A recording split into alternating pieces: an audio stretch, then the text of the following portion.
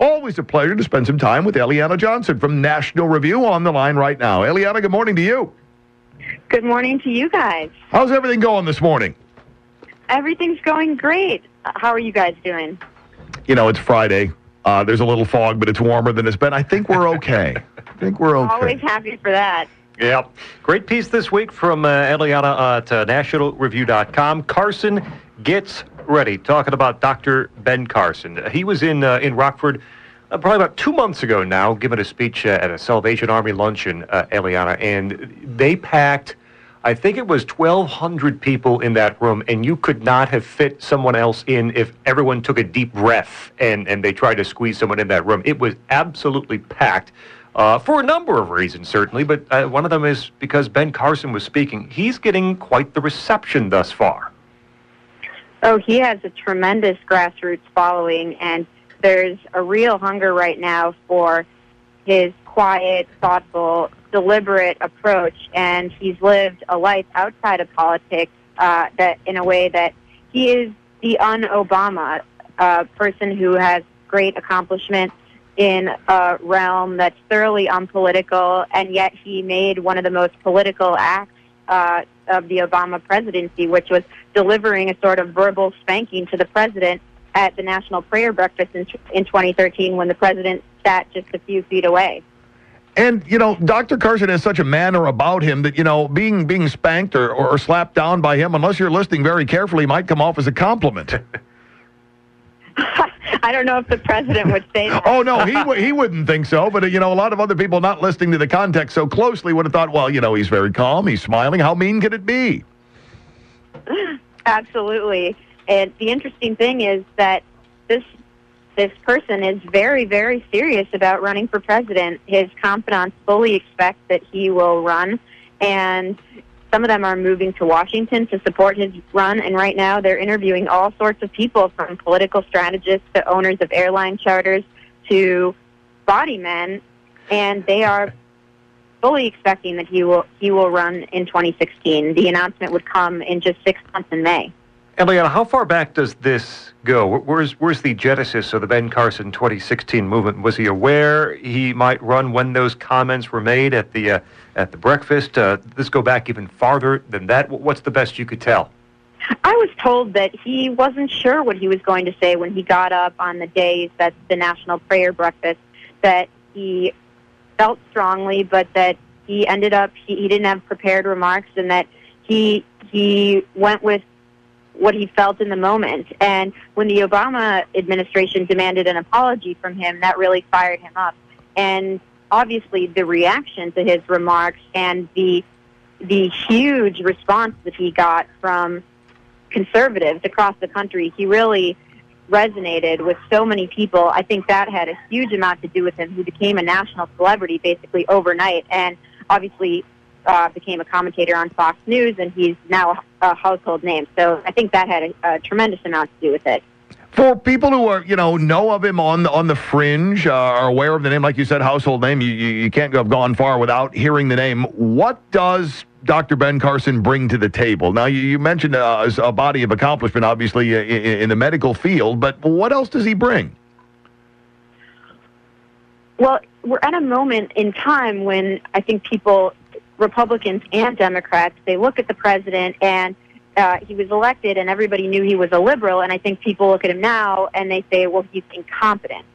And you take Ben Carson, you have a man who, he's already had a career, and he's a tremendously accomplished person. Nobody can look at the guy and say he's incompetent. And furthermore, if you look at Obama, you see somebody who is thoroughly political. He went from a state senator in Illinois to the United States Senate to the presidency in a matter of years. Carson, by contrast, has not lived a political life. And so I think at a time when there's hunger for a big change, his confidants think he really offers that. And so while he obviously is one of the most political people out there, they actually think he's the person right now who can bring the country together, because he is perhaps, offers a great departure from what we've had over the past 6 years. Eliana Johnson with us, Washington editor, National Review, nationalreview.com. Carson Gets Ready is her piece from this week. It's Riley and Scott on WROK. Ben Carson is a quiet guy, measured, doesn't come across as a tough guy, you point out in the piece. Is he, in fact, prepared for what might come in a presidential campaign? We saw what the left, what Democrats did to Mitt Romney, who by all accounts, especially if you watch the Republican National Convention, is a man of unbelievable integrity and generosity, and the left tore him apart. What might they do to Ben Carson? Right. I think that's the open question here. He's not tremendously politically experienced, and the one downside of coming from outside of politics is that he's not particularly disciplined in what he says. He's made comments saying Obamacare is the worst thing to happen to the country since slavery, and made some comparisons between the U.S. and its current state to Nazi Germany. And I think because he's so thoroughly unpolitical, he does open up some avenues to criticism. It's exactly what makes the grassroots love him, that may make him vulnerable in a Republican primary or in a general election. So I think you asked exactly the pertinent question, and the one that will be asked as he gets closer to making an announcement, or if he does make a run. Now, let's assume that, like you said, and he's gearing up for all of these sorts of things. Now, that we always hear about the ubiquitous exploratory committee, which basically means, okay, how much financing, who's going to get behind me and underwrite some of this sort of stuff. That sort of mechanism already in place and rolling?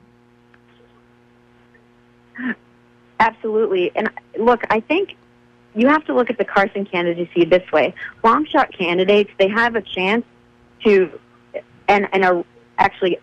a real chance to throw off the momentum of the race in other ways, and thereby have a real effect on the playing field. If you think about 2012, it was Michelle Bachmann's candidacy that ended up making Tim Pawlenty bow out of the race. When she won the straw poll in Iowa, he said, you know what, I'm going to hang it up. And that's Carson's tremendous grassroots support in states like Iowa, South Carolina, the early primary states. That could have a real effect on people who are perhaps more likely or more viable candidates to win the nomination. And I think that's the way you'll see people talk about his candidacy, or the way things are more likely to play out. Eliana Johnson with us here, Washington editor, National Review, nationalreview.com. Carson gets ready, her piece on Dr. Ben Carson in 2016.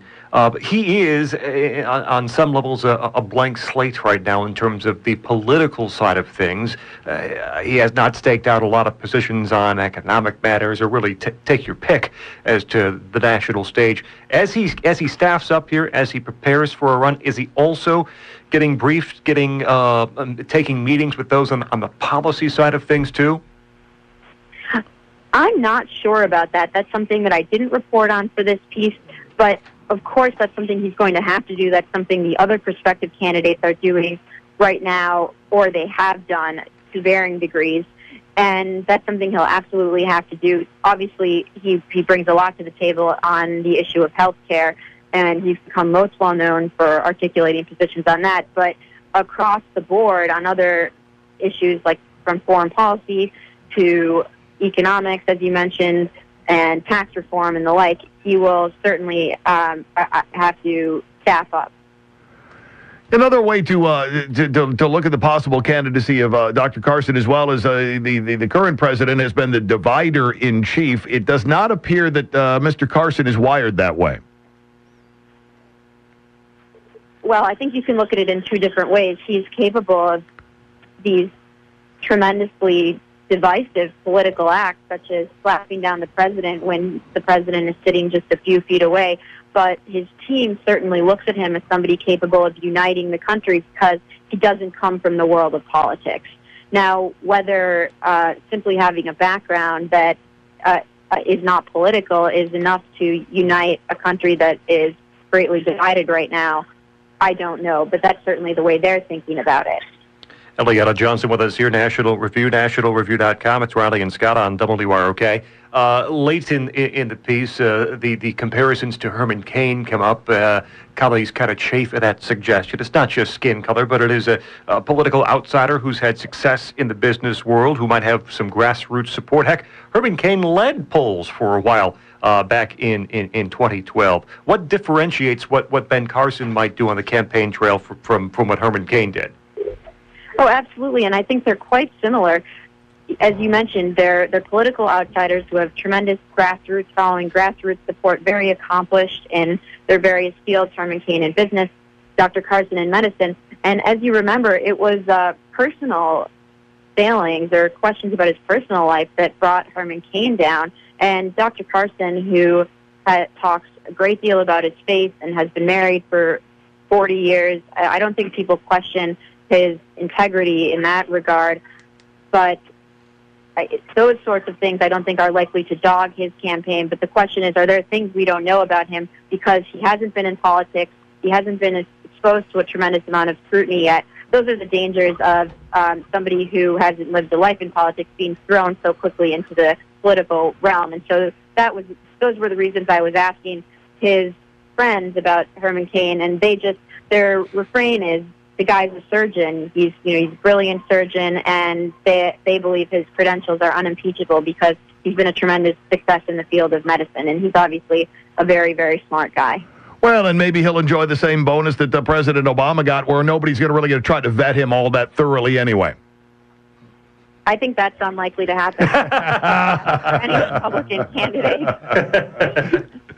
Just wanted to float it out there and see if indeed that was the case. Yeah. All right, Eliana, as always, we appreciate you taking time out of your day. Outstanding writing. Hope people head to the website and read everything that you write, and we hope you have a great weekend, too. Thanks so much. Have a great weekend. Thank you.